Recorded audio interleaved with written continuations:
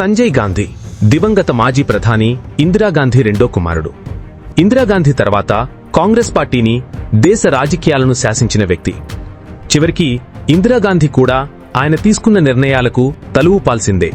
అంటే సంజయ్ గాంధీ ఎంత పవర్ఫుల్ వ్యక్తో మనం అర్థం చేసుకోవాలి. అధికారం మాత్రమే ఇందిరాగాంధీది, నిర్ణయాలన్నీ సంజయ్ గాంధీవే. అంటే సంజయ్ గాంధీ ఒక రకంగా షాడో ప్రైమ్ మినిస్టర్ అని చెప్పాలి. ఒకవేళ సంజయ్ గాంధీ బ్రతికుంటే రాజీవ్ గాంధీ కంటే ముందు ప్రధాని కావలసిన వ్యక్తి. అయితే దురదృష్టవశాత్తు సంజయ్ గాంధీ 40 ఏళ్ల వయసులోనే ఓ విమాన ప్రమాదంలో మృతి చెందారు. మరి అప్పటి దేశ రాజకీయాలను అంతగా శాసించిన సంజయ్ గాంధీ 1975లో ఎమర్జెన్సీ విధించిన సమయంలో దేశ ప్రజలకు ఎందుకు ఒక్కసారిగా విలన్ అయ్యారు? దేశంలో ఎమర్జెన్సీ విధించినప్పుడు సంజయ్ గాంధీ కొందరికి విలన్ గా కనబడితే మరికొందరికి విజనరీ లీడర్ గా కనబడ్డారా? ఏది నిజం తెలుసుకునే ప్రయత్నం చేద్దాం. దేశంలో విధించిన ఎమర్జెన్సీకి నేటితో 50 ఏళ్లు పూర్తయింది. 1975 జూన్ 25 భారతదేశ ప్రజలకు సాధారణ తేదీ కాదు. సరిగ్గా 50 ఏళ్ల క్రితం అర్ధరాత్రి వేళ యావత్ దేశాన్ని కుదిపేసే నిర్ణయం ఒకటి వెలువడింది.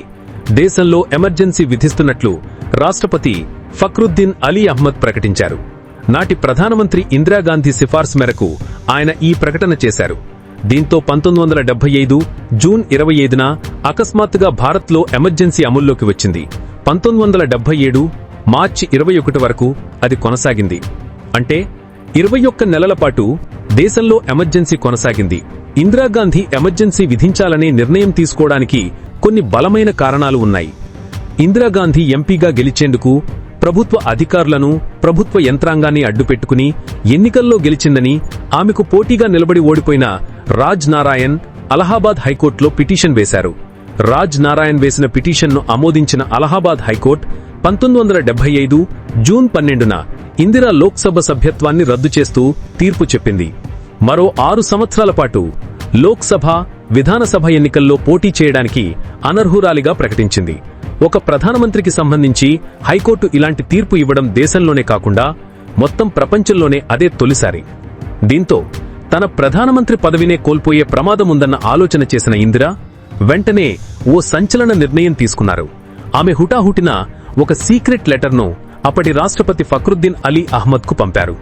దేశానికి పెనుముప్పు పంచి ఉందని, అంతర్గత భద్రతకు ముప్పు కలిగే అవకాశాలు ఉన్నాయని, అందుకే ఎమర్జెన్సీని ప్రకటించే అంశాన్ని పరిశీలించాలని ఇందిరాగాంధీ ఆ లేఖలో పేర్కొంది. దీంతో అదే రోజు అర్ధరాత్రి 12 గంటల సమయం కావడానికి కొన్ని నిమిషాల ముందు నాటి భారత రాష్ట్రపతి ఫక్రుద్దీన్ అలీ అహ్మద్ కీలక ప్రకటన చేశారు. రాజ్యాంగంలోని ఆర్టికల్ 352 ప్రకారం దేశంలో ఎమర్జెన్సీ విధిస్తున్నట్లు ఆయన వెల్లడించారు. మరుసటి రోజు అంటే 1975 జూన్ 26న దేశ ప్రజలను ఉద్దేశించి ఆల్ ఇండియా రేడియోలో ప్రధాని ఇందిరాగాంధీ ప్రసంగించారు. సోదరా సోదరీమణులారా, రాష్ట్రపతి ఎమర్జెన్సీ ప్రకటించి అయితే ప్రజలు భయాందోళన చెందాల్సిన అవసరం లేదని ఆమె తన రేడియో ప్రసంగంలో పేర్కొంది. ఎమర్జెన్సీ కాలంలోనే ఇందిరాగాంధీ తన బుద్ధిని బయటపెట్టింది. తనకు వ్యతిరేకంగా మాట్లాడిన రాజకీయ నాయకులను, మీడియా, అలాగే విద్యార్థి సంఘాలను అణగదొక్కింది. ఓవైపు ఇందిరాగాంధీ తన నియంత పాలనను యథేచ్ఛగా కొనసాగిస్తుంటే, మరోవైపు ఇందిరాగాంధీ కుమారుడు సంజయ్ గాంధీ కూడా తానేమీ తక్కువ కాదంటూ ఎమర్జెన్సీ కాలంలో ప్రజలను తీవ్రంగా ఇబ్బంది పెట్టాడనే ఆరోపణలు ఉన్నాయి. 1976 ఏప్రిల్లో ఢిల్లీలోని పలు మురికివాడల ప్రజలను ఆయన బలవంతంగా ఇళ్లు ఖాళీ చేయించారు. దీంతో వేలాది మంది నిరాశ్రయులయ్యారు, నిలువనీడను కోల్పోయారు. 1976లో ఓ కీలక రాజ్యాంగ సవరణ జరిగింది. దాని ప్రకారం దేశవ్యాప్తంగా కుటుంబ నియంత్రణ కార్యక్రమాన్ని అమలు చేయించే హక్కు కేంద్ర ప్రభుత్వానికి లభించింది. దీంతో 1976 సెప్టెంబర్లో సంజయ్ గాంధీ రంగంలోకి దిగి ఢిల్లీ పరిధిలో పోలీసుల సహాయంతో బలవంతపు కుటుంబ నియంత్రణ శస్త్రచికిత్సలు చేయించారు. దీనిపై అప్పట్లో ప్రజల నుండి తీవ్ర వ్యతిరేకత వచ్చింది. పైగా ఎలాంటి ప్రభుత్వ పదవిలో లేకుండా సంజయ్ గాంధీ ఇలాంటి నిర్ణయాలను అమలు చేయించడాన్ని ప్రతి ఒక్కరూ తప్పుపట్టారు. అయినా కూడా సంజయ్ గాంధీ వీటిని లెక్క చేయలేదు. అప్పట్లో సుమారు 1 కోటి మందికి పైగా ప్రజలకు బలవంతంగా కుటుంబ నియంత్రణ సర్జరీలను చేయించారని అంటారు.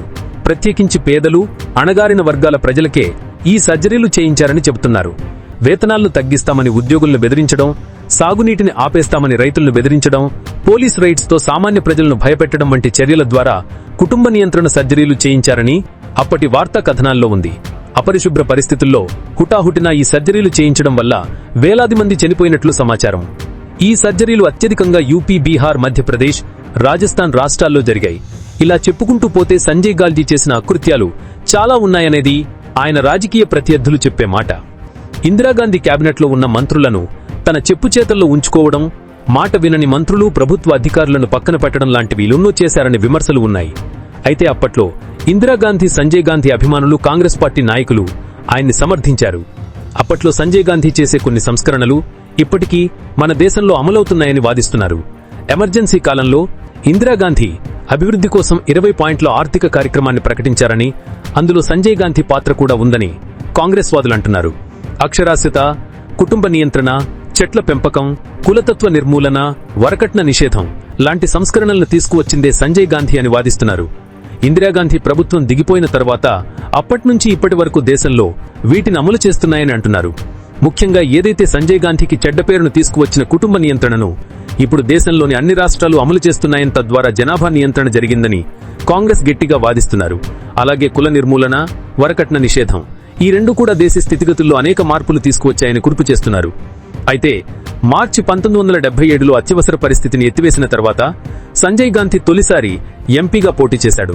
ఈ ఎన్నికల్లో సంజయ్ తన నియోజకవర్గమైన అమేథీలో ఘోరంగా ఓడిపోవడమే కాకుండా ఉత్తర భారతదేశమంతటా ఇందిరా కాంగ్రెస్ పార్టీ తుడిచిపెట్టుకుపోయింది. అయితే జనవరి 2080లో జరిగిన తదుపరి సాధారణ ఎన్నికల్లో కాంగ్రెస్ ఐ తరఫున సంజయ్ గాంధీ అమేథీ నుంచి పోటీ చేసి గెలిచాడు. ఎంపీగా గెలిచిన కొద్ది కాలానికే, అంటే 1980 జూన్ 23న ఉదయం సంజయ్ గాంధీ ఏరోబాటిక్ విన్యాసం చేస్తున్నప్పుడు తన విమానంపై నియంత్రణ కోల్పోయి న్యూఢిల్లీలోని డిప్లొమాటిక్ ఎంక్లేవ్లో విమానం కుప్పకూలిపోయి సంజయ్ గాంధీ అక్కడికక్కడే మృతి చెందారు. ఆయన మృతదేహాన్ని వెలకితీసి హిందూ ఆచారాల ప్రకారం దహనం చేశారు. అయితే సంజయ్ గాంధీ విలనా లేక హీరోనా అంటే నాణ్యానికి బోన్మా బొరుసు ఎలాగో అలాగే ఆయన జీవితాన్ని కూడా రెండు వైపులా చూడాల్సిందే. ఓవైపు ఎమర్జెన్సీ సమయంలో ఆయన చేసిన వ్యవహారాలు, మరోవైపు అదే ఎమర్జెన్సీ సమయంలో ఆయన తెచ్చిన కుటుంబ నియంత్రణ, కుల నిర్మూలన, వరకట్న నిషేధం లాంటి సంస్కరణలు మరోవైపు. అందుకే రెండు వైపులా ఆయన జీవితాన్ని చూడాల్సిందే.